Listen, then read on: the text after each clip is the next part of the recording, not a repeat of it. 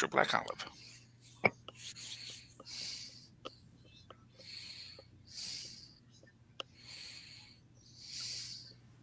This episode of Capes and Lunatics is brought to you by Tweaked Audio. Get awesome headphones, go to tweakedaudio.com and use the coupon code Southgate to get 30% off, free shipping, and a lifetime warranty. Or you can get there through the link on our website, southgatemediagroup.com.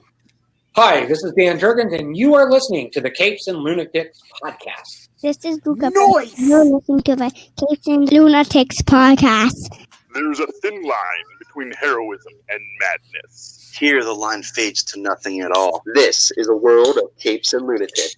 And nothing is off limits. I can't let you down anymore, Lil Hellfire. I tell every one of our guests now, Lils will murder me if I do not get your intro. So please speak clearly into the microphone. Anyway, welcome back. That's right. So, as you can see, it's right the day before Halloween. Welcome back to the Capes and Lunatics. Devil's Night! I am Phil, joining me as always. Oh, look, you've been wearing red. Charlie, the Professor Esser, my mustache game is on point. And she wears and lives in her favorite color, like her soul. It is. Hey, y'all, coming live from the void. It's Lil Hellfire, y'all. Woo! Is that what we're calling Florida now? That's all. Make it a thing, kids. Make it a thing. We'll see what we call it after Tuesday. They promised me the swamp would be drained, and I'm sorely disappointed. That's all that I can say. They didn't say which swamp today. If they drained the swamp, Lilith, where would the armadillos live? Armadillos don't live in the swamps. Oh, they live okay. in the nice little grassy land, so they're fine. So see, we need it's the alligators you might have to worry about. remember Wally Gator? I do. I do. I was Remember, you're from Detroit. You remember the Berenstain Bears Island, right? That wasn't like a fever dream. Oh, well, okay. So, Bablo Island had a few different like merchandise characters. They were actually the first place to have the Simpson characters as licensed people. But yes, they did have the Berenstain Bears at one point, and yeah. Hey, you know who you are, who I had this argument with. I told you so. I'm not that crazy. All right, I'll push you back off. I'm not crazy. No, Bablo Island, which was a beautiful little amusement park in, I believe it's in the Detroit River, and it was a great little vacation spot. And then, well, it wasn't a vacation spot; it was an amusement park. But now it's actually like they're trying to make it like the Midwestern Martha's Vineyard, and it's If that's what they were going for, well, because they closed the amusement park back in like the late '90s, early 2000s, and there's a whole nostalgia board about it. I don't want to go into it, but yeah, we miss Bob. Yeah, I knew I wasn't crazy. I knew I remembered right, that particular thing. I'm sorry, Phil. We're already off the rails. So before you even go any further, let me just do this for you. I found pumpkin and apple, so we're good. I finished. Wait, pumpkin and apple like cider? Hard cider, yeah. Oh, well, no, that was implied. The hard was implied. There you go, Philip. I mean, actually, cider used to always be hard. It was actually like a weird thing that some damn puritanical settlers in the U.S. I mean, that's what they say. Johnny Appleseed was basically, the American Bacchus, and just brought his delicious cider everywhere he went.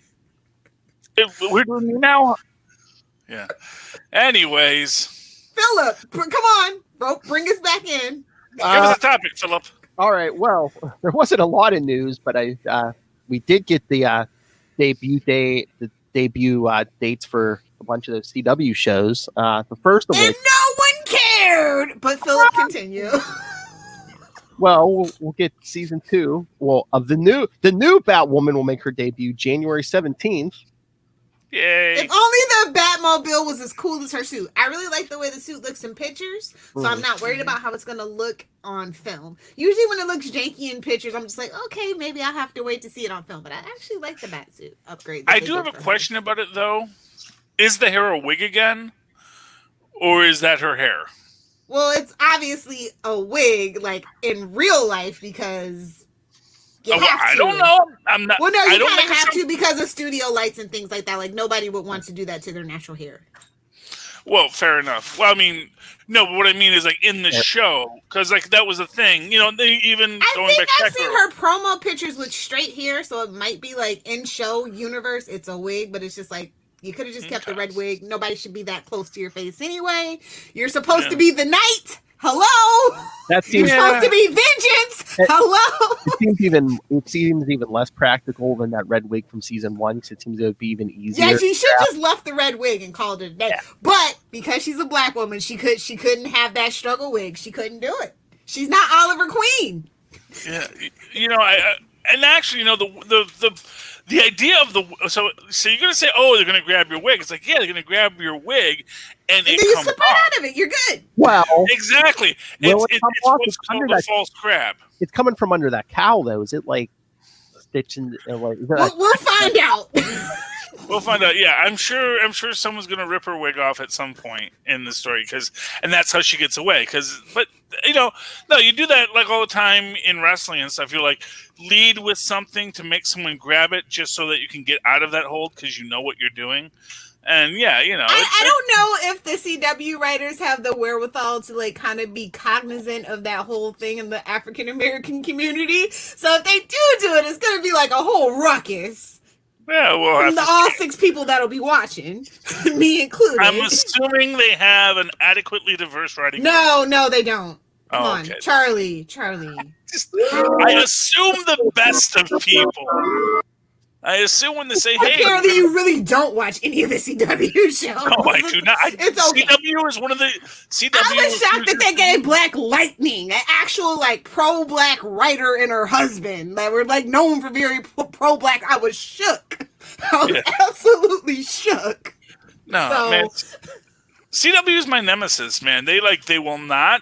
It's the kid that I like used to babysit and I check in on every now and then. And for a while they were doing good. They graduated college. They had their first job. And then, I don't know, they're just alcoholics now. And they're just in and out of rehab. First off, Lilith, neither one of us should be judging alcoholics. But burn. More to the point. I'm a functional alcoholic, at least. As they say, we're drunks. Alcoholics go to meetings. Wait a minute. So, Lil, you said the CW is like the kid you babysit. So you locked it in the closet and just collected the money? What? I was actually a really good babysitter. I love kids as long as I can give them back. That's the truth. Yeah. I just don't want to keep them. My godchildren will tell you. I give very nice gifts. Then when they spend time with me, or I spend time with them where they live, it's fine. It's great. I can give them back. It's not a problem.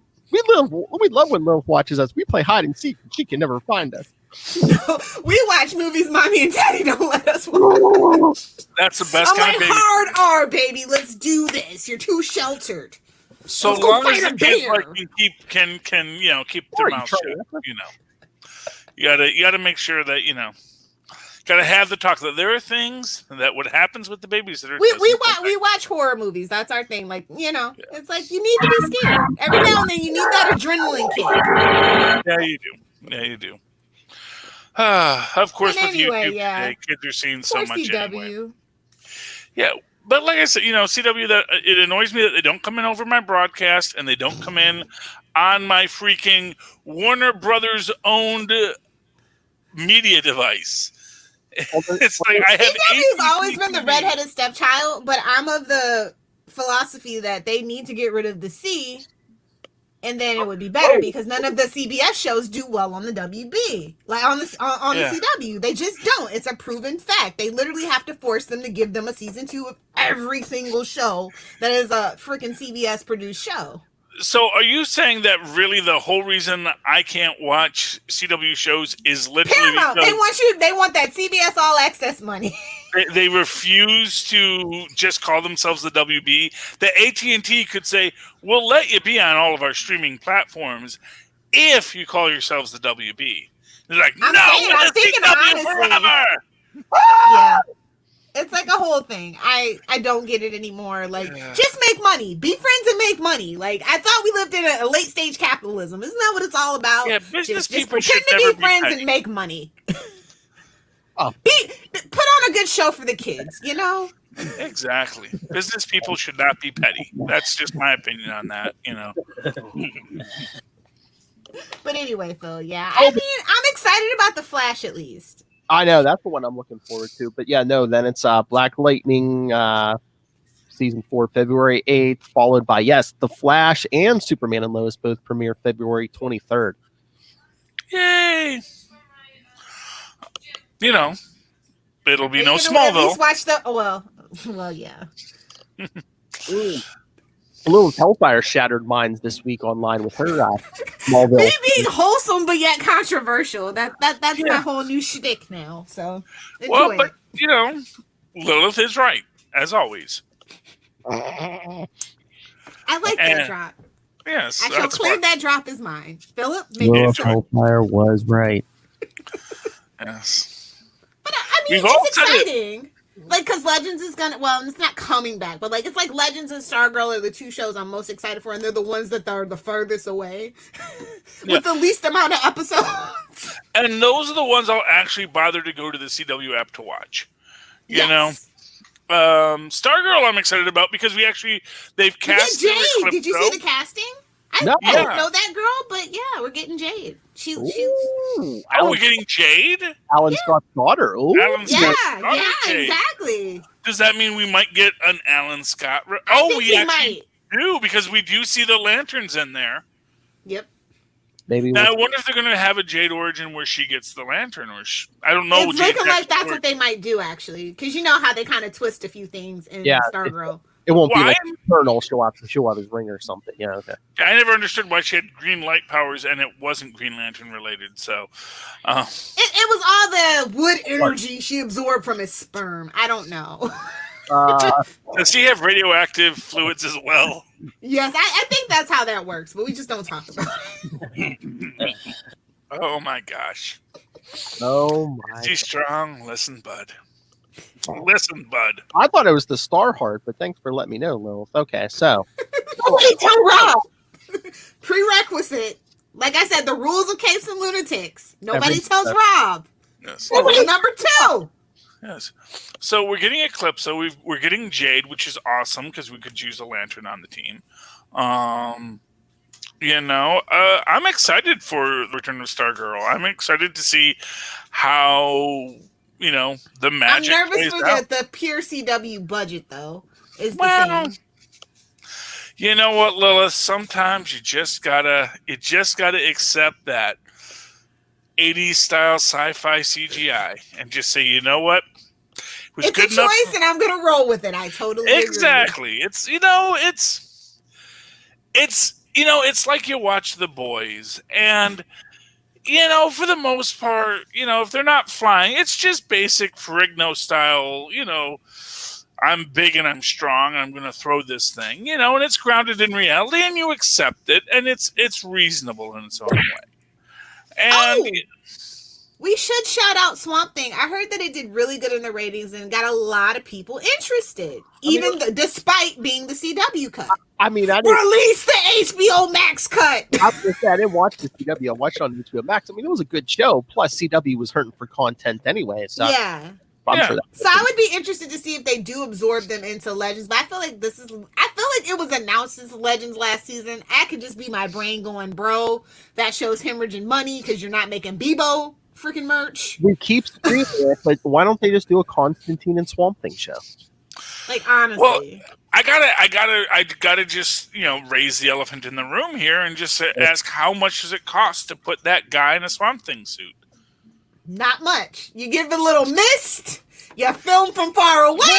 Well, it's I mean, I get that. Trust me, as I said, I am here for 80s Swamp Thing. The I'm here. Swamp Thing TV show wasn't that bad for the time that it was made. I'm just saying, there's ways. No. I'm all about the swamp monsters. It's fine. I'm just saying that whenever you have a makeup or CGI intensive, that's why we didn't get a really nice Solomon Grundy arc last season because they chose Stargirl. to make it very CGI heavy. Yeah, when they Yeah, didn't have to. Should have freaking gotten Lou for that. Or anyone, any big guy, and paint him gray.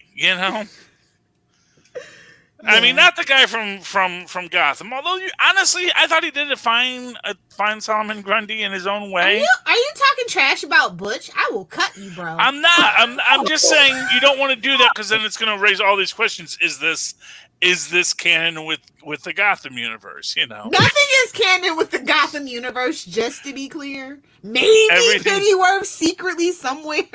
There's a portal near a Lazarus pit. I don't know. I'm just saying everything should be. Everything should be because that was their best show. We will, and that, sir, is where we will part ways and agree to disagree. Let me just say it was the best Batman show we've had in a long time. Sir, that's where we're going to have to part ways and agree to disagree. That taste is still in my mouth. Ugh. Philip, you have to say it. We're talking about it. Come on. All right, hold on. I got to set it up with the drop there first. No, I think she just wants you to say Gotham. Yeah. Come on, Phil. Yeah. That drop. Come on, Phil. Oh. Gotham. Come on, Phil. Say Gotham. Oh, shout out to one of my favorite YouTubers, by the way, V Infuso, who said that Gotham had the best joke. It absolutely got bullied off of YouTube for like a month. What? No. No, he didn't get bullied off, but he disappeared. Wait. He disappeared mysteriously and then came back and was like, well, let me explain. Jeremiah was great. Look, first off, Joker fanboys, you're basically dealing with Proud Boy incels there, so you know what? Have a nice day. That is an accusation, sir. I'm just saying, anyone that doesn't see Jerome and Jeremiah as amazing Jokers, as first off, a really talented actor. I give it to the performance was great. The actual backstory is garbage. Backstory. What's backstory for the Joker?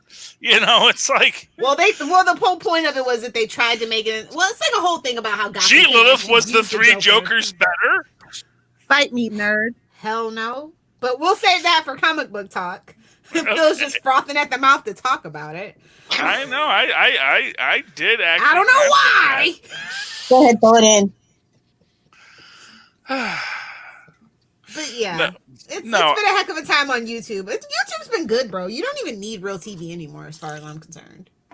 Honestly, I spent a lot of time there between just, PBS. Hey, here's an interesting thing about history and how plants learn to eat meat. Because, the History Channel doesn't do history anymore. No, you got to go to PBS for that stuff, man. You don't got that PBS, it's not going to be knowledgeable. And PBS is like, oh, this is great. Well, it's PBS like just is bringing in the YouTubers too. I really enjoyed the Lindsay Ellis stuff that they do. They also work with Evelyn from the Internets. They do a lot of things with her. So yeah, PBS is where it's at. I have been a fan of Lindsay Ellis since she was the nostalgia chick. Yes, which I don't think we can legally. Phil's not like a YouTube nerd, so I feel so bad for him. Like he's missing out. You don't know.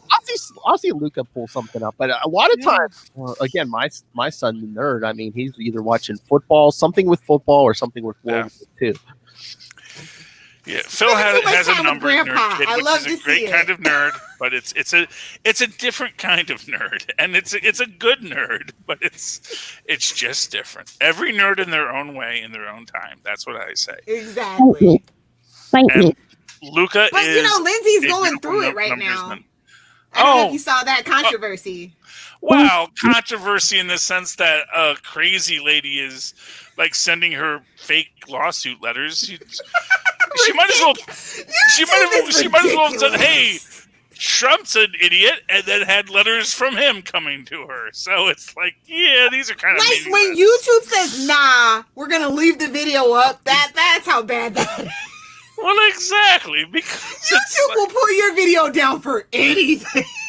And to be fair to YouTube and their natural cautiousness, at a certain point when it's alpha porn, you gotta say, like, I don't think you have the juice you think you have. Don't be controlled. I'm just saying. But yeah. So it's been wild on YouTube. Like I've been living for YouTube and the YouTube drama. There's like 3 different communities that have a whole bunch of drama going on. So I don't even care about normal TV anymore. Like, the pandemic has made me a YouTube I re-upped on my YouTube premium. I can't deal with the Trump ads. I was just like, okay, I see what you did there. I'll allow it this one time. You know, you election's over on those. It's. They played the whole thing, bro. Like it was. I was like, dude. Oh, because you live in Florida. Says, show me a Trump ad. Yeah, because you live in Florida. I live in New Jersey. They're like, I live in Newark, New Jersey. They're like, yeah, no one is voting for you in Newark, New Jersey. Nobody in my age demographic is voting. Well, that's what you get. I know. I'm an unknowable thing to the YouTube algorithm. I get it. Yeah. Well, and I just get random commercials. Nothing that makes sense. It's like you get a Trump ad and like a lawnmower ad after that. I'm an unknowable entity. Gotta hear trigger. You're a Florida woman. That's the problem. No one ever knows what a Florida woman. You never know what's gonna go down in Florida. Like somebody said, everybody has that one guy in their town, like the guy that rides the horse or the guy that does the roller skates. I was like, bro, I live in Florida. We're all that guy. Exactly, and so go down in Florida. So anyway, Phil, do you have any real news? No. I mean, did we talk Oscar? I feel like that was a lifetime ago already. Oh, Oscar Isaac. It's Oscar Isaacson, right? Oscar Isaac. Isaacson. Yeah. Oscar Isaacson is someone else. Probably a guy I went to high school with. Loved him in Ex Machina and everything that's not Star Wars, to be honest. I think he's a honestly, fantastic okay, actor. that's right. We got to talk about the shipping. What we're going to call it. Margie. Well, that's the question. Is it Frark or is it Marchny? What? So shipping names usually tend towards the cuter end of things. So I would go anything we don't know that who's ends in a Frenchie Y. yet. And someone had pointed out recently that Frenchie might have been bi, so it's entirely possible that we can get Marlene into the whole triad going here, and this could be a fun story. But it's on Disney Plus, so Well, is it though? Has it been announced for Disney Plus, or is it still possible? Pretty sure Hulu adjacent. It's not going to be Hulu for sure. It's not going to be Hulu. But you know what? But here's the thing, and here is the thing that is a thing to be said, is Disney has been looking for a proud Maeve they can put on a candy bar for a while now. And isn't that this what the Mandalorian's for? What? There's no proud Maeve in Mandalorian. Are you sure? I mean, Mandalorian's made for your aces, honestly. Because that's that very, Yeah. The way is the way. I'll give you that. Yeah. I mean, but the idea of a out gay or bisexual partner in the superheroic sense to Mark Spector might be a really big selling point for Disney in a way that they can find a way to canonically make this a thing where they can basically shut everybody up. They can say, no, canonically, this is who this character is. Don't at me, bro. And shut the hell up. And that's something that Disney has wanted for a while. Honestly, I feel they've wanted it. It's just that question of how do we establish this character within our dynamic? I see and it. I get it. Yeah, and here's one that they can do. And what we also know is that Oscar Isaacs, he's cool with the shipping. He will kiss Frenchie if you ask him to. Oh, Lilith! Eventually, all our drops have their moment. This is it. Fight me, Moon Knight nerd. Yes. Not saved for Ray. Not just for Ray anymore. And that's the thing. That is what I look at with this, is that I see how this is exactly what Tristan, don't, because I'm on a thing, so don't play any copyrighted music right now. No DMCA strikes here in this house, sir. No, Yes, if you want to listen to Because copyrighted Twitch is going crazy too, by the listen way. to it on your phone over there.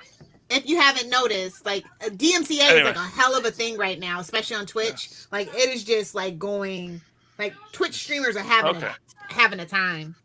It's ting ting tingalin, ting ting tingalin. Yeah. Anyway, so Tristan wanted to ask it to play the Animaniacs theme, which we'll be discussing. Yes, I'm so excited for Animaniacs and Tiny Toons. I was like, come on, Animaniacs. Obviously, they're going to do Tiny Toons because Steven Spielberg needs that sweet, sweet merchandise money. Yeah. That's for super connectivity, though, kids. Oh. Well, do you really want to talk about it right now? No, that's okay. We can talk comics. It's fine. I was like, all I had left something to talk about. Yeah, I was gonna say we can jump to comics now if you guys want. Yes. Well, let's talk about the Department of Truth, number 2. Comics Corner. It feels a little too close to home, honestly. Very thinly veiled. Yeah. Well, now you read the first issue too, right? Yes. Come on now. So we don't do that in this house. You know what this? Okay. Did anyone here read, like early '90s? What was it? Epic Comics. Specifically like Dr. Zero or one of my favorites, Plastic Forks. It was this kind of art style, which is this very weird painted off-kilter style. And honestly, Epic had a whole line that was kind of done this way that kind of failed miserably. They you only had 5 minutes of them in when they did during the Secret Wars, when they did the New Universe. They had the New Universe, and then they had the Epic line of heroes, and they all got their butts kicked, sadly. But this one, so for those who don't recall, our main character, it's been revealed to him that, when people believe things, they become real. But he was actually part of Satanic Panic back in the 80s. I like that reference a lot. Oh, it's amazing. And now he's it's not real because it wasn't real, but then it could have been real. So was it real? And then we go down actually into the bowels of the Department of Truth, people that basically are monitoring all of the idiocy that's being spewed out into the universe. But do you think with the title of this series, they're kind of hey, you grown up Harry Potter fans, you? See, that's the thing about the title. I was like, I don't know. I get more of a 1984 vibe, but that's just me. Well, here's the thing. It's sort of, you know what it is? It is this idea that anything is possible if you just believe, and people believe stupid ideas. And the thing is we know, as they call out here, it's I hate when children get drawn into this kind of things. They're so malleable. They believe, thank goodness that no one believes them. Otherwise, would have to kill Santa Claus every year, and that's only happened 1 or 2 times. I feel like this spot of South Park's somebody was high and they watched Imagination Land from South Park and said, "Yeah, let's do that." Yeah, well, it is this. Well, really, Imagination it's James Tennant, so it could be something Phil might like. Yeah, what I was going to say is Imagination Land was kind of just a ripoff of Simon and the Chalk Drawing World. And the really dark first episode where he has to redraw all the things he never finished, but but what I like about this is that we actually are developing a lore in this, both with the girl with the double X eyes and now with Pentagram Face. Where is he? He's there. I don't think you're going to be able to get a good. Oh, there you see him right there. Which are these characters that they're not in lore, but they are showing up in people's things. And I get this idea that there's this idea they're building here, which is this concept that, children are malleable, their belief can be manipulated, and if certain otherworldly entities of imagination wanted to be made real. It's Monsters Inc., guys. It's Monsters Inc. I don't know. It's very cool. I want to wake up. That last line there, which is our hero,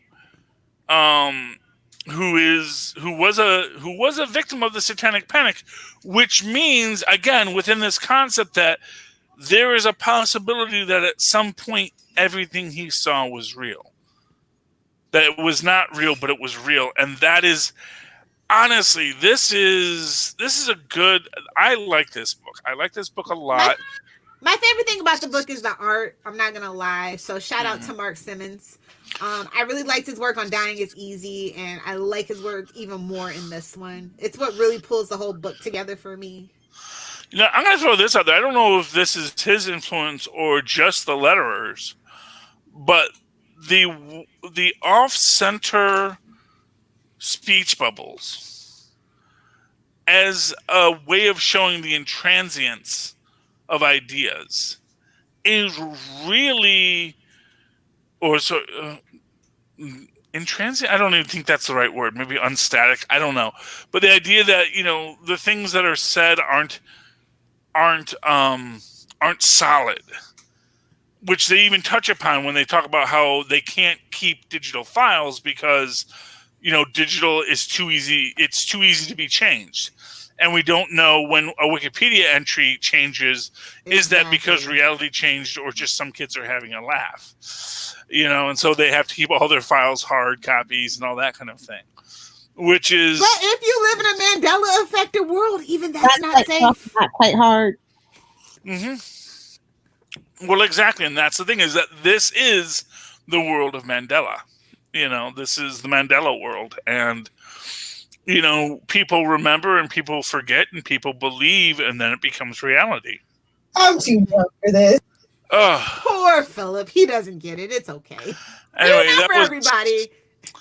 Yeah, I know you're conspiracy theorists. This is like the comic book for people who don't necessarily think that they might be comic book people. Do you know what I mean?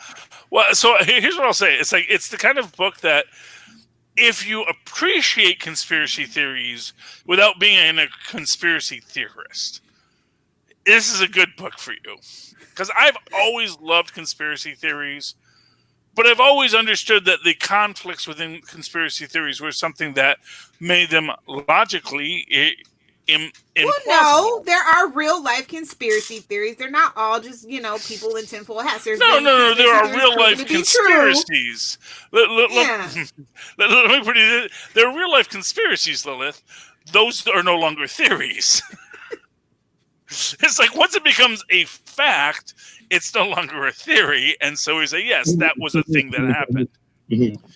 But then you can actually get into whole other things where people will lay their conspiracy on top of a fact, and then you got to say, well, no, that's not quite what that fact says, and that's where you got to. All right.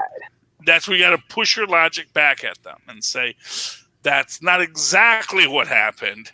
Well, actually, let me mansplain. What's the way I remember it, damn it? And if you don't, I just moved dimensions. Exactly. So, it's a much more nuanced world that I like to live in, and I believe that's what the reality is, and so that's my reality. But yeah, no, Department of Truth, I really enjoy it, and I highly hope everyone else is enjoying it who's reading it too, and I hope other people pick it up. I agree. Who is that? Image Comics? Okay. Oh, shout out to IDW, who is going through it right now. I don't know if you guys saw it in the news that they're lost a lot of executive leadership. They're bleeding money. It's not looking good for them right now. Hopefully Disney doesn't come in and swoop them up, because that's the last thing I freaking need. Yeah, well, We need Image Comics. We absolutely need that, and we can't lose Image Comic guys. So just saying, get out there and if you got the money to spare. I mean, I got 2 Image Comics this week. Do you want to talk about the other one that I've recommended 4 times to you, Lilith? I got one. Yes, let's talk. What book is that? A Man Among Ye. Pirates, Phil, pirates, arg! just like, what's his name? That guy I hate. What's his name? More? Yes, just like Moore predicted. When people are tired of superheroes, they want pirates. Arg. Damn straight. I mean, I've always been down for pirates, though. That's like been my thing. Yes. So. I mean, and that's our opening. That's our opening page. That's our splash page there, right? You're stealing me boat. It's me boat, and gimme. axe versus sword. It's awesome. All female pirate crew. That's all I'm saying. Yeah, well, of course. The captain is a redhead. Come on, it's up my alley.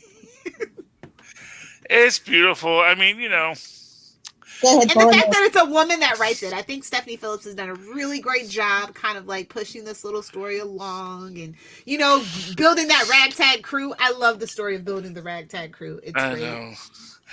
I'm not sure 100% how I feel about Jane Castor yet. I mean...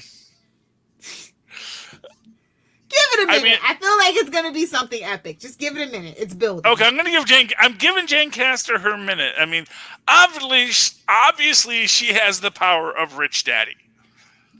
As you do. I know she's the Trustafarian. Burn. I'm just, you know what? I'm going to tell you this. When I was a gas jockey, and there was this girl, she came, her card was denied, and she called her daddy on the phone and said, "Daddy, fix it." And dang if Daddy didn't fix it in like 5 minutes. And I'm like, dang, it is so good to be a rich white girl. No truer words have ever been spoken. But this is good. I like the fact that they have, what's her name? Is it Lily? Or no, it's Hyacinth? It's a flower name, I think. But the black servant, she calls her a servant, doesn't call her what she probably was. But I like that they have her not kill the actual owners of the boat they're trying to steal. Just I'm the captain now. Throw him overboard. Yes. Which is also what she says to Anne, which is kind of neat. Which is like, I'm the captain, I'm in charge, I stole this boat. But Anne's like, you don't know how to freaking drive a boat. What are you talking about? And much like a motorcycle gang, if you don't know how to ride, you can't be the leader of the pack. That's just how that goes. But it's a great dynamic in these first few pages between Anne and Jane and what is her name? Sorry, just trying to find her name. Dang it! Wow, why can't I ever remember anyone's name? Yeah, Mary. That's the other one. Drink break. Never mind. But yeah, I love the dynamic between these four, and then of course we get the whole. You believed I would honor the deal I made? I'm the bad guy. Why don't you people understand that? No honor among thieves. This scene where all the pirates get shot after they turned in their captain. I'm telling you, if you're a history fan and you don't like pirates, there's something wrong with you. It's just such an intriguing history of pirates and why pirates were and how pirates became actual like pirates and scourge of the sea and whatnot. Yeah. And then we get a whole thing here, and of course, not for nothing, I kind of saw this coming. So, well, okay, first off, we get that, our heroines, one of them gets washed overboard. Our red-haired one tries to save them. While the other girl is dying, she realizes, we need to do a Trojan horse. We need to do the old Trojan horse gag. And then we cut to Rackham, our protagonist bad guy who's been captured, and then of course we get the big reveal that the evil governor just wants these pirate kings to start working for him. He's going to be the kingpin now. Duh. That's like the whole thing of pirates. It's like Highlander. There can only be one. You know? Yeah. I love it. Imogen Top Cow making great things, and I love the Top Cow. I love the Top Cow logo on this just because that's my tick people, and so I like to see them branching out again. And honestly, I actually think, for all anyone's going to say, I think the indie comic world may start to have some renaissance between some of the stuff I've been reading. But then again, I'm the only one. I may be one of the few people reading it, and so maybe it's not going to be enough. But I feel like that there's this low entry point market in comics for indie comics that I think might have a real explosion. Sort of like the old grindhouse films of the 70s. Once you could make films cheaply, everyone made a bunch of cheap films. And then you didn't have to make a lot back on these grindhouse films. And these are like grindhouse comics, if you will. And there's going to be some real gems in these. And I'm really liking some of the stuff I'm finding. Phil, are you ready to talk? Do you want to talk about Three Jokers? How do you feel, buddy? Oh, I was going to say, I actually got an Image comic this week. Oh, which Image comic did you get? What'd you get, buddy? Spawn. Oh, Spawn. Okay, well, no. We don't even like Spawn is like, it's like getting a Walking Dead comic. You're like, okay, fine. No. Spawn, Spawn has history. Spawn has his place. I know, absolutely. I have that cover. Yes. With the Chadwick Boseman tribute cover, yes. So you read? So tell us about Spawn. Lilith, did you read this? Of course I did. I mean, I hadn't picked it up since the 2 issues after the big issue. So it was like, okay, let's see what he's doing. See what old Toddy Boy's up to.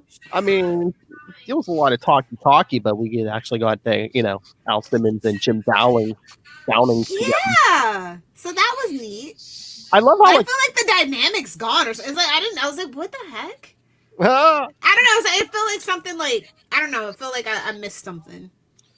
I don't know. Well, McFarlane's bringing in, seems like every single Spawn, even like Gunslinger Spawns in the present now. It's like, let's sell some toys almost. Is that? It's for toys. Yes, it's for toys. He does it for the sales. And I can't blame him. I wish the toys were better quality, but the one thing you could say about, I guess, Santa Claus. I guess it's just a creator-owned book and it's an Image book. Like the characters actually age, well, unless they're like undead. But even if it takes them 10 years, like McFarlane will bring stuff back in. Yeah, he's like, okay, I'm bored. What did I put away on the side table to come back to later? And then he digs through it. Yeah, it's like 311. Where Jim Downing's been gone for what, like 100 issues? Yeah, bring him back. Yeah, okay. As long as I didn't miss something, I was just like, oh, it's just a thing we do now. Okay. Yeah. He just like drop people in. Yeah.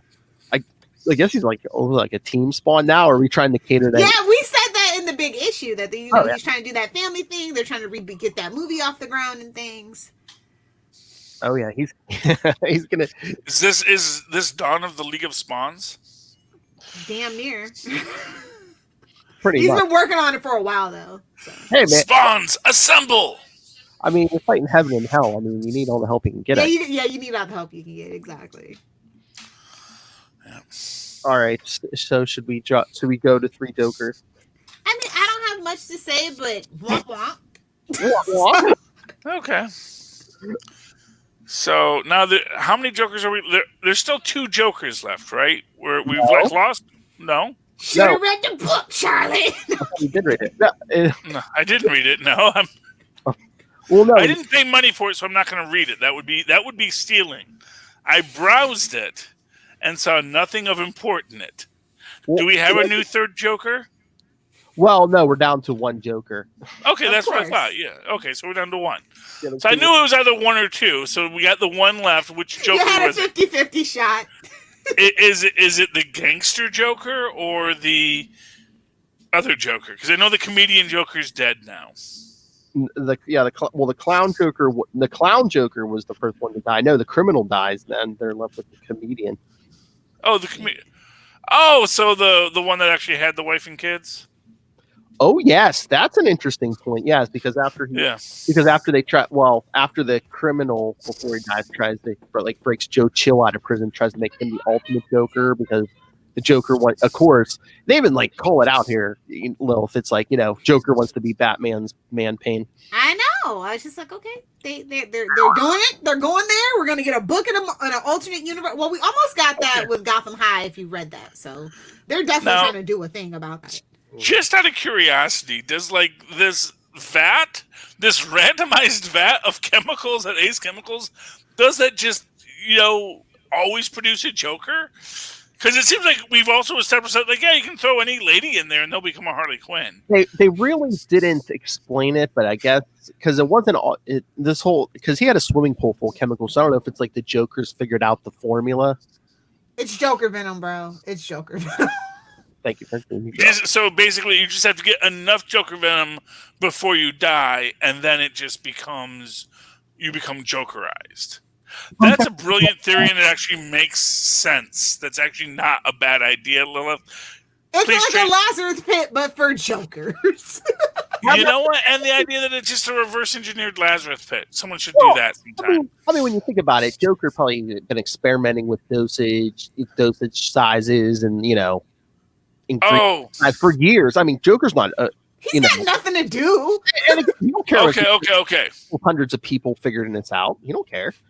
I'm saying this now. If I ever get to write a Batman story, which will be like 2 days after For Never, here's my big overarching plot. So write it down now so you know what the secrets are later, kids. Basically, Ace Chemicals found Lazarus Pit water, was actually experimenting on Lazarus Pit water, did not get the mix just right, but also got something most interesting instead. It either failed or it succeeded. We don't know which. And so that vat of Joker chemical, Joker juice. There you go. That Joker juice is basically artificially created Lazarus Pit. And you can't go insane from Lazarus Pit water if you dunk it. Yes, you can. Exactly. Maybe it's reused Lazarus Pit water. It actually makes perfect sense if the idea of that Joker Venom stuff is that there was an attempt to reverse engineer Lazarus Pit water. If someone had gotten some of that Lazarus juice at some point and said, "This is what it." Malcolm Merlin has entered the chat. Yes, I mean, I'm just saying that would be a brilliant idea. But they're too stupid, so that's not it. Okay. Tristan, do you want to give us a theory? Come close to the mic and say very loudly what your theory is. Ready? Okay, go. What if the three Jokers are actually like three different versions of the Joker's origin story? Of like three different Red Hoods. Like one could be the one where he was a failed comedian, and the gangster one could probably be the time where Red Hood was actually a gangster. Well, yes, I think that actually is literally what it is.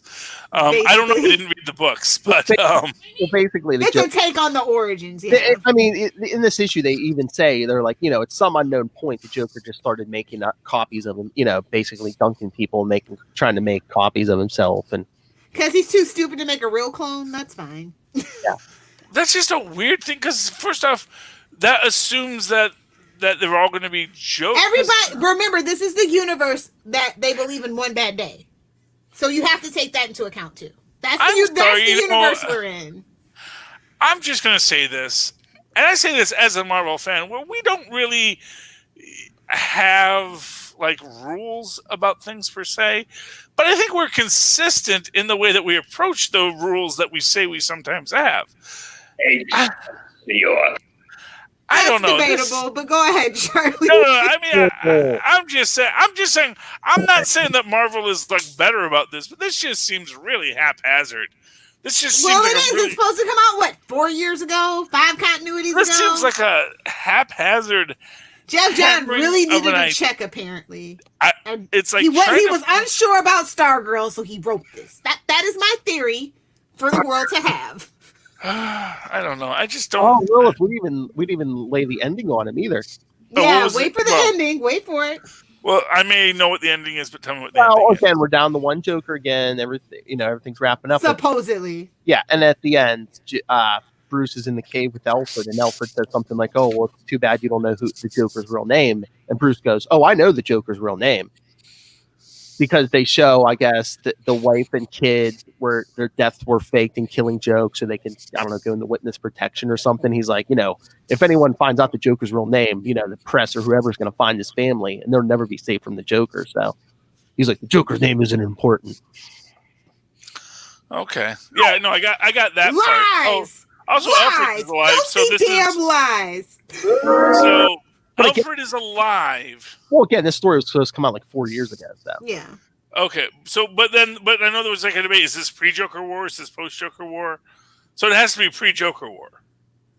Well, yeah, that's the other thing. Yeah, Lilith was saying, you were saying, this prequel, because Alfred, originally it was supposed to be a sequel. That's why they put it off, and they're like, oh nope, doesn't make sense now. Got to make it a prequel. Or it's just later in time when they bring Alfred back from the dead. I mean, it has nothing to do with Joker War, except in here, the Joker does say, "Yeah, I know who you are." That was tacked on. Yeah. No, but I mean that Alfred's alive. Yeah, that too. And I just realized why Alfred's alive. Freaking Damien's gonna throw him in a Lazarus pit. Probably. The only real father figure he ever had. Any of the Robins had. Let's just be honest. Okay, but only one of them has access to Lazarus pits. Probably answer. I will fight you on this. Damien had a father figure, and his name was Dick Grayson. And his name was freaking Slade. No, first off, Dick Grayson was his great older brother. And there's a difference between a father figure and an older brother. There is. He trained him in the ways of being Robin when Bruce Wayne had to. Yeah, but that's not what that's not necessarily what your father does. Your father doesn't if you're Batman, that's what you do. Well, no, if you're Bruce Wayne, that's what you do. If you're a 16th century blacksmith, that's what you do. And if you have 2 kids, one of them gets screwed. And Batman has like 4. So, And Tim's the one that got screwed. Yes. So, no. The person who was his father figure was Alfred. Or the person who actually filled a role for him was Alfred. And so, yeah, they'll bring Ra's al Alfred back. Ghul will have no such besmirching on his name, damn it. Ra's al Ghul, go pound. I was thinking about this the other day, Charlie. You're probably right about Damien throwing Alfred in a Lazarus pit because they killed him off for that stupid 5G thing. Now it's not going to happen besides this 2-month event. We're doing a 2-month break for everybody. Yay, go on. So are you saying that Damien already threw him in a Lazarus? No, he's probably going to bow to. No, because they killed Alfred off for 5G, and now it's not really going to happen. So it's like they're going to bring Alfred back. They say every Batman always needs a Robin. I disagree. Batman always needs an Alfred. So yep. Or an Aunt Harriet, whatever. Hey, it's a great time to bring back Aunt Harriet, honestly. Although she's Dick's aunt. That's the problem with it. It doesn't matter. It doesn't matter. They're all related. I mean, they can change it to make it Bruce's long-lost aunt because, I mean, she hasn't been seen since I know, but, it's like if you're going to bring someone back from a post-crisis... They never bring them back the same. Just look at Joker's daughter. I'm so bitter about that. Yeah, after New 52, no one comes back the same, Charlie. It's like zombies. They never come back the same. See, and again, at least for when Marvel rebooted the entire universe, and they, yes, definitely forgot to put things back. Franklin Richards. Franklin Richards. Well, I was having a whole debate on the Captain America board about that recently. It's like, yeah, what happened with Ian and Black Jet and, But again, I mean, the actual truth is, they change creative teams like underwear, so it's like, the next team. They change creative freaking teams more than I change jobs, and that's a damn lot. I know. Although I gotta say this, Ta-Nehisi Coates definitely has love for continuity. Yes, I feel. Yes. I think. And everybody else is just glaring at him like, "Shh." Well, the teacher forgot to give homework. Shh. Well, I think that's in my opinion, that's the difference between a good or great comic book writer and just like the rest of the pack is like the good comic book writers, instead of ignoring continuity, they use it. They do something. They make the fanboys just want to buy those books. He remembered the thing. They do it in original ways, but they don't forget the past. Yeah. Yeah. So we're not doing to repeat it. Well, and we're doing that right now, but it's fine. Anyway, no, I'm looking for another Clone Saga 2025. To be honest, no more Peter Parker clones. We're just getting back from. Hey, do you want to talk Amazing Spider-Man, Philip? That's what I was gonna say. Let's yeah. I got Charlie on that intro. One with the psychedelic cover. Gee, did you ever make a deal with a? You know what? Never mind, Peter. We shaded the hell out of that on Ultimate Spider-Cast as well. Oh, lords and hammers. It's like, what? Quesada thought Spider-Man was going to make a deal with the devil and it wasn't going to come back up? Okay. Yeah, well, I mean, really. Especially when he's freaking talking to Doctor Strange every other week, you know? Your flagship character makes a deal with the devil. That's not going to come back and bite you in the ass ever. He's so pure outside of that, though, bro. It'll never affect him. It's his uncle. Come on. It's never going to affect him. Nepotism at its finest. And you know, I gotta say, man, how does Uncle Ben feel about all this at this point? It's like, man, okay, I raised him better than that. You made a deal with the devil to bring Aunt May back, but you know, you didn't say, hey, you kept that foul wench away from me for about 10 more years. Thank you, Peter. Hey, I'm just saying. I think it was like, gee, you're making deals with the devil to bring people back from the dead. You think maybe you want to mention good old Uncle Ben? is the only character in comic book history that has to stay dead. Yeah. It would shake the foundation of the universe if he popped up alive. Although, you know what's weird about that is the idea that it's like, why hasn't Mephisto just killed Aunt May now? Because like that's what he did to Johnny Blaze. It's like, oh yeah, exactly. I cured your dad's cancer, but you know I can't keep your dad from being an idiot and doing a motorcycle stunt. Well, she doesn't leave the house, you know, very often. No, now she does. Now she's all freaking 20-year-old Aunt May again. She's Marissa Tomei Aunt May. Exactly. She's out there. She's dating. She's having fun. Well, she's always been dating. She's a Black Widow, you know. Willie Lumpkin knows to stay away now. Oh, and, yeah. He's still alive though, so that's good. Charlie, did you hear the news? They did reveal who Kindred was. Yawn. Oh, who is Kindred? Harry Osborn. Duh.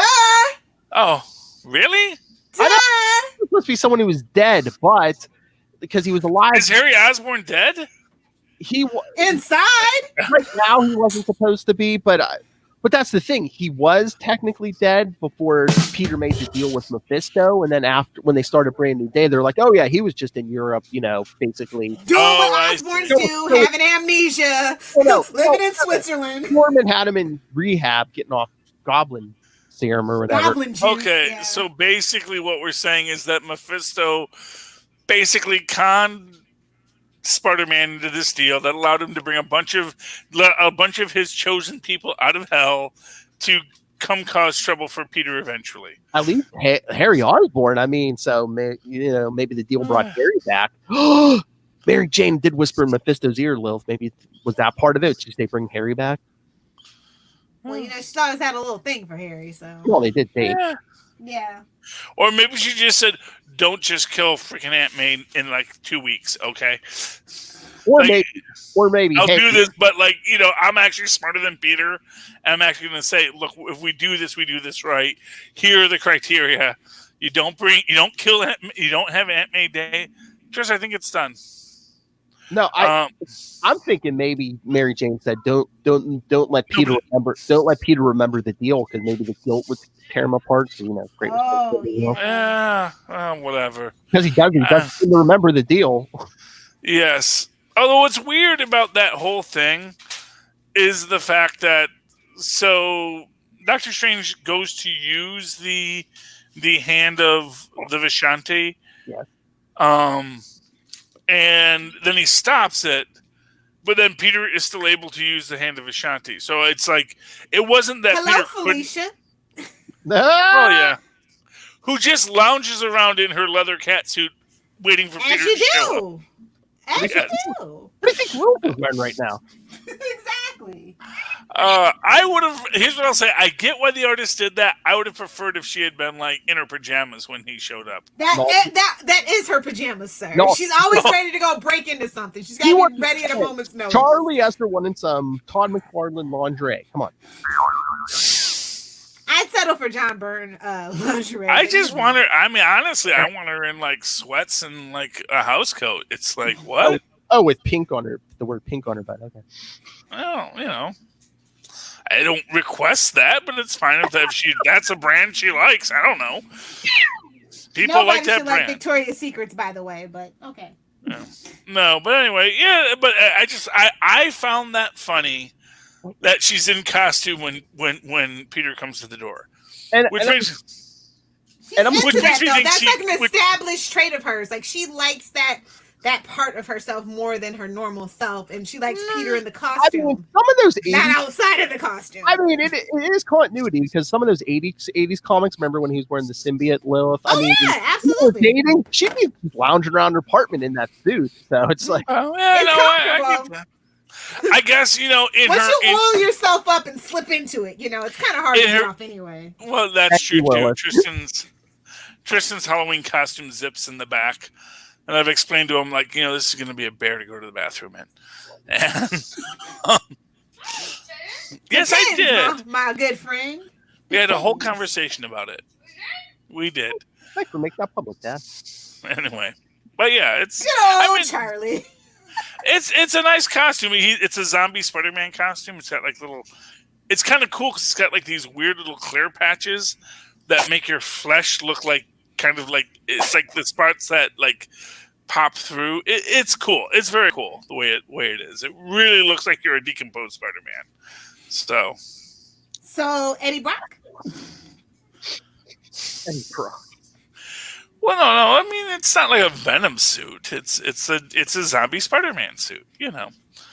So, very, very, very pleased with what he got for Halloween this year. So, anyway, so yes, I'm just hoping they bring that marriage back. So, yeah, it's due, baby. It's due. Although, what's Kindred doing? He dug up Gwen Stacy and her dad and a bunch of other dead bodies. Yeah. I wonder. Here's the thing I was thinking that we didn't bring up last night. I wonder if they're going to use Kindred the way they wanted to use Clone Conspiracy and maybe bring back some of those dead supporting characters because they've killed off a lot of supporting characters. Dude, does Spider-Man need a supporting character outside of Aunt May and Mary Jane? The answer is no. No. But if we want to sell more toys, I guess this is what we're doing. It's like, are they going to use them? Because it's like we got that big thing with Jameson in the podcast. And when's the last time we saw Jameson? Exactly. I mean, one thing I'm going to say with that is just like, first off, okay, well, that was a lot of work to gather all those skeletons from all their different graves, get them dressed up. I mean, I don't think all of them were buried in the same. He's a showman, sir. He's a showman. You know, and then you just make sure that, oh man, Gwen's arm fell off again. You know, his arm fell off, but that headband is still there. You know, but yeah, headbands are forever. Just the idea that, you know, man, it just seemed, it's very theatrical. I'll give it. Are we sure this isn't Mysterio? That's all I'm saying. It's very theatrical. Mysterio lately. Well, yeah. Lilith, remember that Kevin Smith run on Daredevil? Where it seemed like heaven and hell were coming from Matt Murdock, and like there was this baby who they were trying to tell him was either the we are pushing Mysterio, right? Yeah. Charlie cracked it. He cracked it, guys. And the whole thing turned out to be a trick by Mysterio. Yeah. I'll give you one better. But are they going to go there? I'll give you one better, Phil. Do you remember Kevin Smith's run on the Black Cat, which took 10 years to complete? Unfortunately.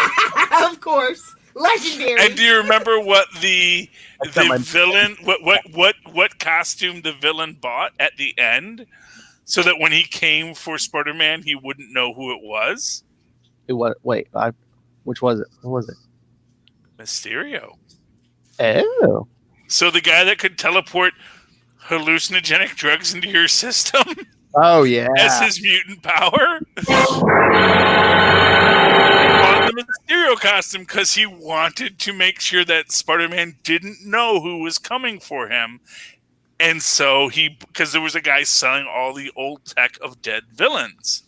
Oh, And- screw you, Nick Spencer. If you're teasing us with the return of that marriage and it turns out to be Mysterio, We're gonna riot, sir. that's right. You don't play with the marriage. I'm just saying. Well, first off, that's the deal. It's like the deal with the devil exists. He doesn't know that, but he knows that there's stuff. Or maybe is it fair that he doesn't remember the deal though? Like, I feel like that's not a part of a traditional Faustinian pact or whatever. Yeah, seriously, because if Mephisto ever came to him, he'd be like, "Wait, what deal?" Oh, that's the thing. But they actually do have that. Wait. What if technically Peter's name isn't on that deal because it was to take their marriage away? So what if it's Mary Jane's name on that deal because she was the one whispering in Mephisto's ear?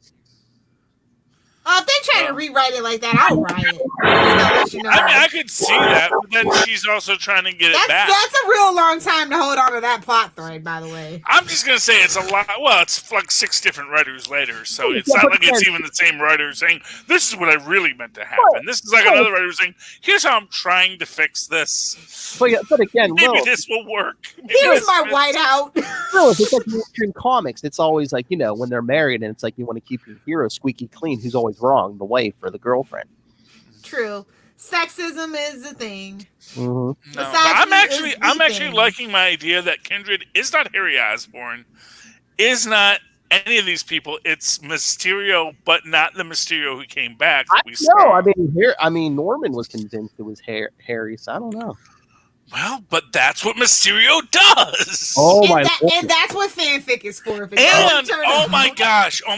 Remember, Kindred actually brought back the real Mysterio from hell. Oh. And so, I brought you back here to pick your brain. I want you to tell me how you do your tricks. I want you to do all these things. But if it's Mysterio, Norman is going to kill him. Yeah.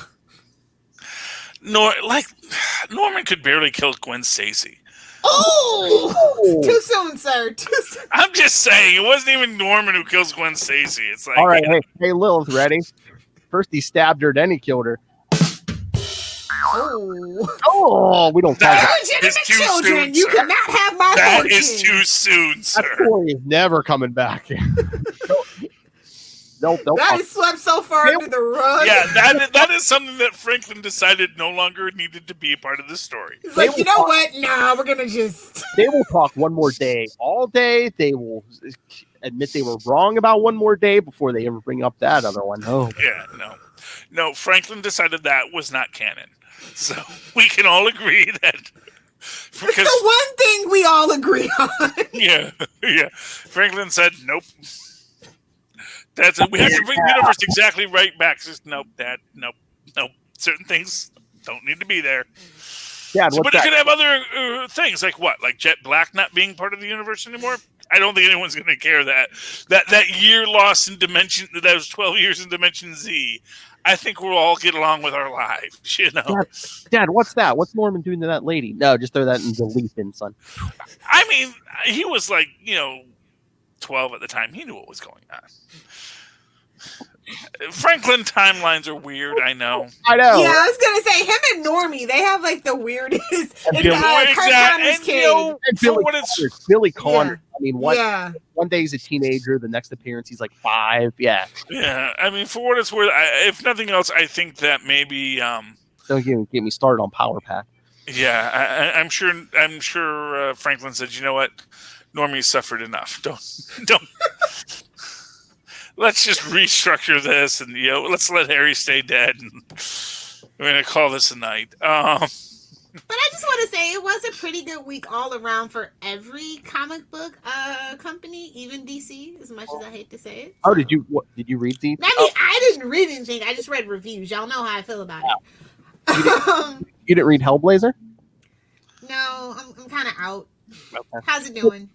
I mean, it's good. I don't know if it's next. I'm like, is that the last issue yet? Because it is kind of 11. So I think next one might be the last one because they did say it's like double sized or something. So I think 12's the last one. But no, Lilith, I will recommend because I think this is the second issue by the new writer. But Flash, this week's issue 764. It reminded me of like a classic Barry Allen, like Silver Age, like pre-Crisis. Because him for his Dr. Alchemy and stuff, and it did remind me of like, nice. Yeah. Okay. Who's the new writer? Shinek? Okay. What would I be familiar with? Kevin Shinek? I don't know, but the name's not familiar to me either. But I mean, even like I like the art's good. But yeah, like I said, it reminds me like some old school Flash. I think you might like it. Is he in Iron Heights prison, or what happened? Dr. Alchemy? Why'd they bring him back? Well, he broke out, and he's like trying to like internalize the power from that Philosopher's Stone, and then there's like a heist where he's like trying to pick up some of the Metal Men tech. I guess is going to help him do some stuff here. Okay. But I mean, and I don't know if Barry and Iris aren't married, but they're like together. So I don't know if they're living together. But yeah, I mean, there's some good Barry and Iris moments in this. So. Wait a minute, didn't he do some work on Spider-Man? Maybe. That name sounds really familiar. I feel like it's a Spider-Man guy. Can I give a shout out to Justice League Dark since we're talking DC? Yeah, because we know. Yes, they need all the help they can get. Go ahead, Charlie. First of all, I love this story. I mean, it may not be for everybody. Constantine here is all dying, and Constantine dies, and Swamp Thing dies, and by the end of it, it's actually kind of cool. Where basically, in order to defeat the Upside Down Man, Zatanna basically bonds herself with the Upside Down Man. So that, he has to feel the cost of magic. It's kind of cool. We get that great little scary end cap, but I enjoyed it. I really enjoyed it. I don't know if Constantine's really dead. I don't know if Swamp Thing's really dead. I'm going to go out on a limb and say they're okay. They died in an alternate universe and yada, yada, yada, but... we get, Hecate-powered Wonder Woman in this, which is kind of cool. We get, also that first Dr. Fate, what's his name? Not Khalid, but his uncle, comes in and he dies too because he's cleaning house. They are. They're basically everybody gets dead. Everybody gets a great death and a heroic death because he basically says, I don't want Khalid to die for this, so I'm taking the power back, and I'm going to be the one that does the whole teleport. Oh, hey, we get a great Rock the Vote DC double page here. I don't know if you guys saw that. Yep. Basically that whole, hey, fascism is a bad thing, so don't do fascism. Let's vote because democracy is cool, kids. Which... If Joe Biden can have a virtual headquarters in Animal Crossing, why freaking not? If AOC can be on Twitch playing Among Us, why the heck not? For what I'm going to say here, it's like billion-dollar corporations are drawing Black Lives Matter T-shirts in their comics to make a point. It's like, this is not radical left anymore. This is like, yes, these common decency. These are common human decency. Let's stand up for that. Oh my Lord! I don't want to fuel Charlie's speculation, but no, I said about John Constantine Hellblazer number 11. It's like the first of a 2-part story. And it's like the last. He might be dead. He might not come back for 10 years. No. It's about this demon, and like he says, like over the years, like in the modern times, he's come into power through like political means, like fueling people's paranoia, and it's like it took was framing it as us against them, the outsiders, and it's hate that's how you do it. I mean, it's hate monger. It's yes. I mean, it's a 1960s Fantastic Four villain, the hate monger. Yes. It's they're talking about modern politics. There's even a panel with a guy standing next to what's his face, the head of the vitriol of it all. I get it. Yeah, I do have to shout out. Oh my god, because I'm a Teenage Mutant Ninja Turtle fan. How could I forget? Last Ronin #1. Oh my god, was that good? Frick yes. Okay, it's Kevin and Peter, and they brought in Tom, and it's just, oh my god, it's like everything that you want. It's like it's just so much lore, and the art was great, and the story, we know where it's going, but it's okay because we're willing to take that journey. We might have been there once or twice before, but we're willing to do it again. It's called Last Ronin? Number 1, yeah. And it's already in a second printing. So first question I forget: are these anthropomorphic? Is this an anthropomorphic Ronin, or just like a? They're the turtles. It's the last. Yeah. It's like a future story, right? Yeah. Oh, okay. So it's the last. I saw someone describe it. Isn't it? It's like the Ninja Turtles, like Dark Knight Returns version. Yes. Exactly. Cool. Oh, that sounds great. And we've like I said, we've kind of done this in the lore before, but not quite like this, especially like to have Kevin. How many issues? Freaking, I think it's going to be 6, if I'm not mistaken. So I haven't picked up Turtles in many. This is the event to get you back into Turtles. Like, I know the TV shows might be disappointing right now. We don't talk about the movies, but this book right here is going to put Teenage Mutant Ninja Turtles back on the map. This is a time to get back into it. It's just so good. I was gonna say, do you want to spoil? Should you spoil it or not? I'm not gonna spoil anything. You have to. Okay. If you I will vaguely pick a up Turtles this. fan, who's the last remaining turtle? Not gonna tell you. It's a $9 book. Now I don't want you to just not your favorite part. Well, I mean, it's a obviously $9 book. Michelangelo.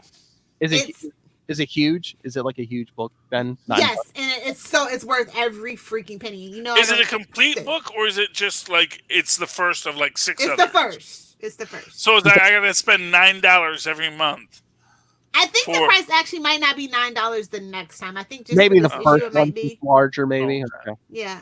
Because you have to get into the lore. I feel like they knew that a lot of people had like been away from the Turtles for a while, so it's kind of like some exposition and catching you up and setting the mood. But the artwork is so stunning. A lot of flashbacks. I take it. Yeah, don't spoil it, Lilith. But my prediction, my fan theory, which I may be wrong, is that the last turtle is Michelangelo. You're gonna have to pick it up because he's the party dude, so he's the last one you'd expect, which means he's the most logical choice to be the one haunted by his brother's deaths and the one most dedicated now to solve it, and also the one. I mean, that was everybody's fan theory. I think they knew that was the fan theory, so they may or may have not have gone against that fan theory. But that was a very. Or double down. I don't know.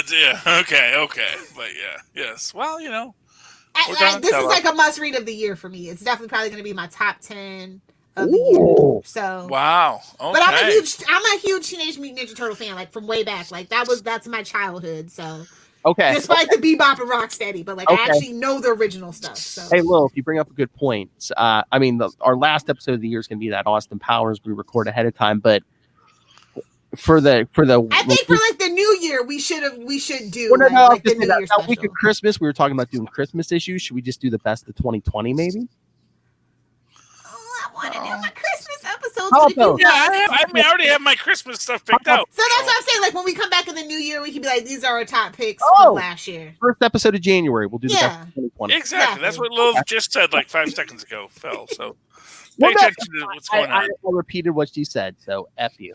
Like a true good husband, he just repeats the last thing that I said to prove that he was paying attention. Yes, dear.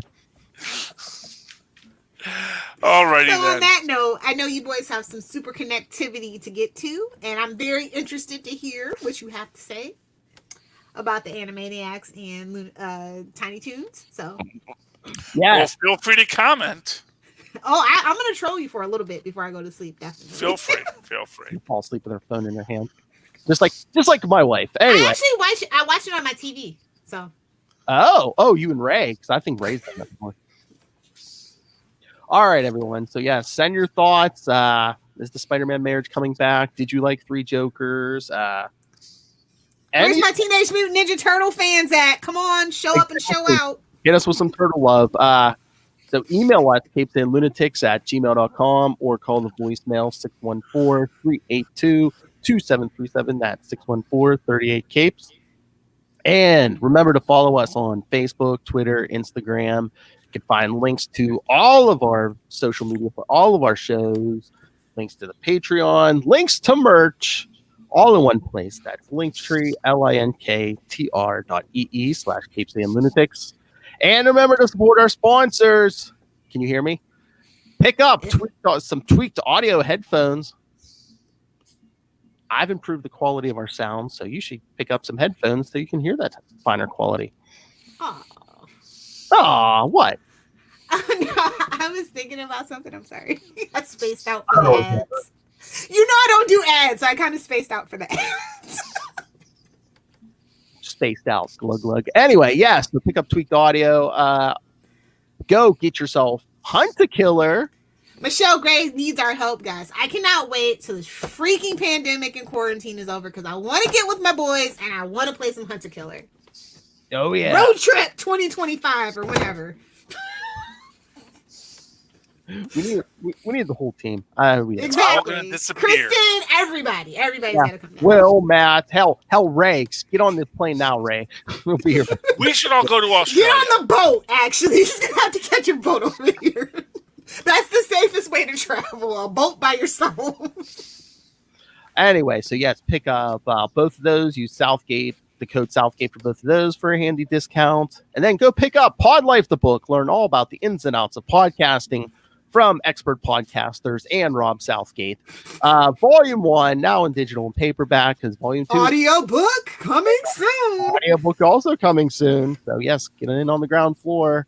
And when you go on Amazon to pick up Pod Life, the book, and hey, Christmas shopping is coming up, use the link for Southgate Media Group right down there in the show notes when you do your Amazon shopping.